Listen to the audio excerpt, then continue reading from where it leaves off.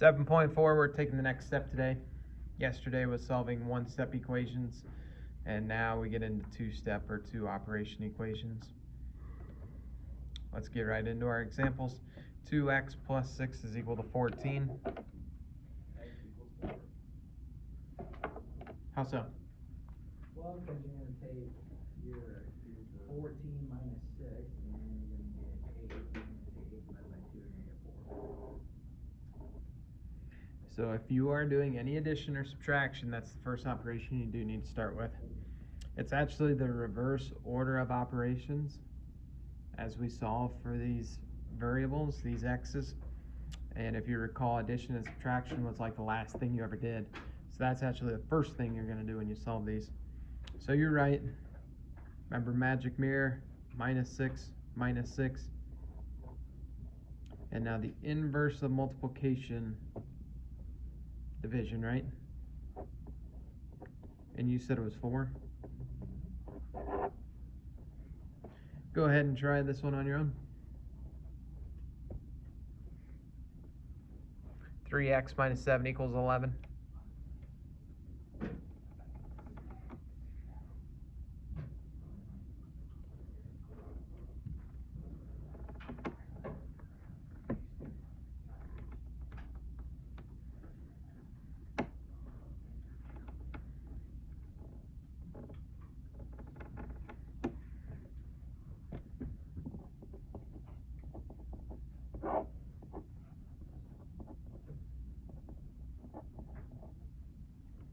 First step is to get rid of the 7. It's a minus 7, so the inverse being addition. 11 and 7 getting us 18. 3x equals 18. Divide by 3 one more time. Can we do some mental math here to see if it works out for us? 3 times 6 is what? 18 minus 7 is 11. Good. Example number 2 involves some division, so let's make sure we're good on these. 9 or the 3 do we start with?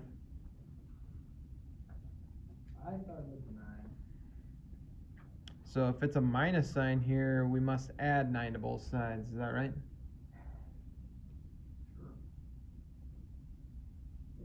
Sure. Unfortunately, no, that's not the case. Okay? So don't always look at the sign in between the two of them to tell you to do the opposite. What type of 9 are we looking at here? Is this 9 currently positive or negative? Positive. It is currently positive. It's always the sign to the left of the number. And if they don't give us a value to the left of the number, it's understood to be positive. So this is a positive 9 right now. So maybe the most crucial step of today's lesson is a problem like this. 9 minus 9, now they go away. 23 minus 9, 14. And now this negative goes with that. Now you can put it up there on top with the y, or you can put the negative out in front. That negative, anytime you do multiplication or division, when you got a fraction, it's kind of free to move about. So it can go up on top, it can go down below, or it can go out in front. So now we're down to this statement here. Last step, we're dividing by 3. What should we do?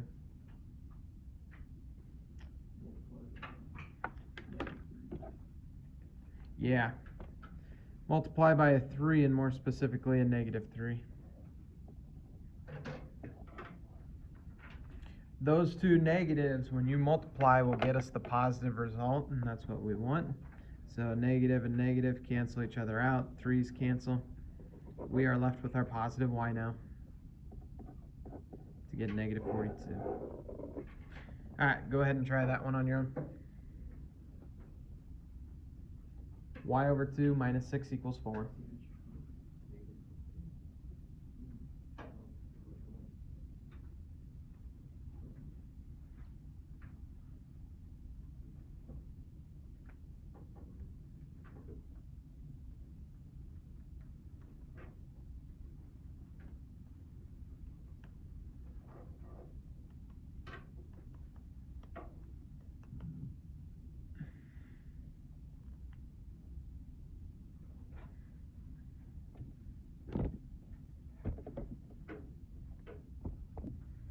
But as you can see from our work here, add 6, multiply by 2, we get 20. Let's go to number 3. 2x plus 5 plus 4x equals 17. Got a couple of x's there on the left, correct? So are we allowed to combine those two right away? Collect them, so to speak? I think that's the first thing we want to do. 2x and 4x. 6x plus 5 equals that 17. Go ahead and finish it. After we minus the 5, we get 12. Divide by 6.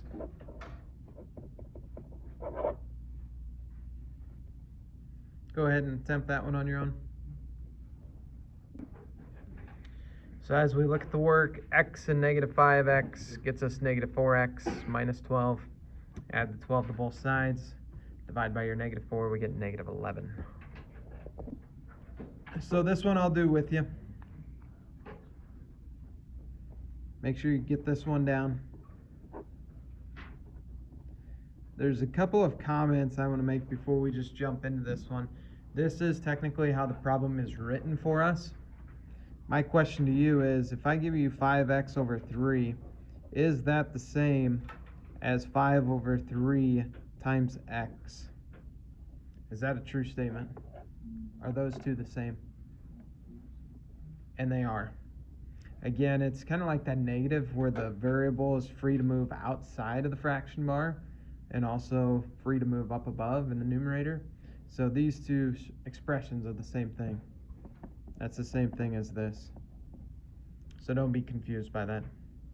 But anyways, we got the x up in the numerator for now. If we wanted to, we could put it outside. How do we go about fractions? Take the numerator times both sides. Or I mean the denominator times both sides. Okay, let's do that. That's what I did. Multiply both sides by 3. Yep. You can do that. Cancel, cancel. 5x is equal to 75. And now what are you going to divide by 5? I would say that x equals 15. That's a perfectly fine way of doing it.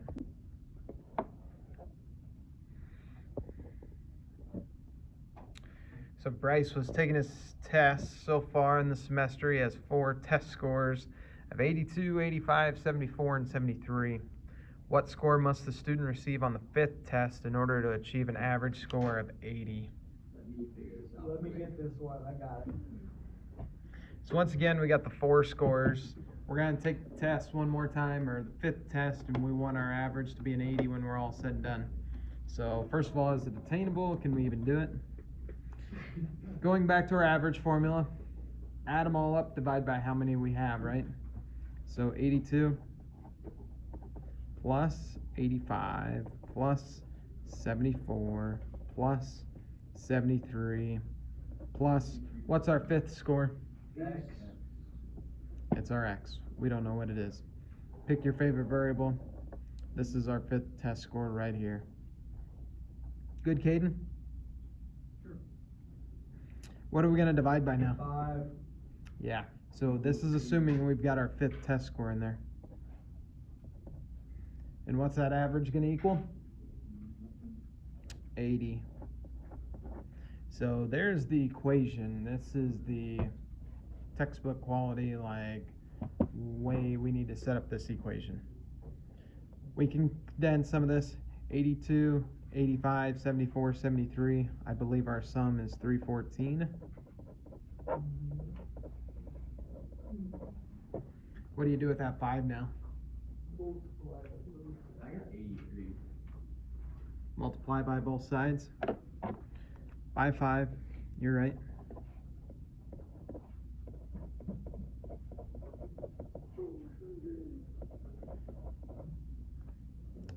And now the last step. Our total points up to this was 314.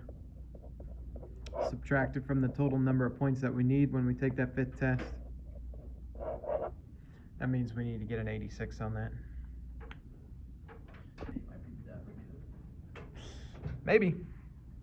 For the first 11 months of the year, sales for a particular medication have averaged 984 units per month. What must sales be in December in order for the monthly average to increase to 1,000? So for this last one, we set up a have versus what we need. What we have right now is 984 per month for the first 11 months. So that means we have a total of 10,824. What we need is 1,000 per month for every month. So 12,000 total. And the difference of those two, 1,176. There's the equation if you wanted to solve for it.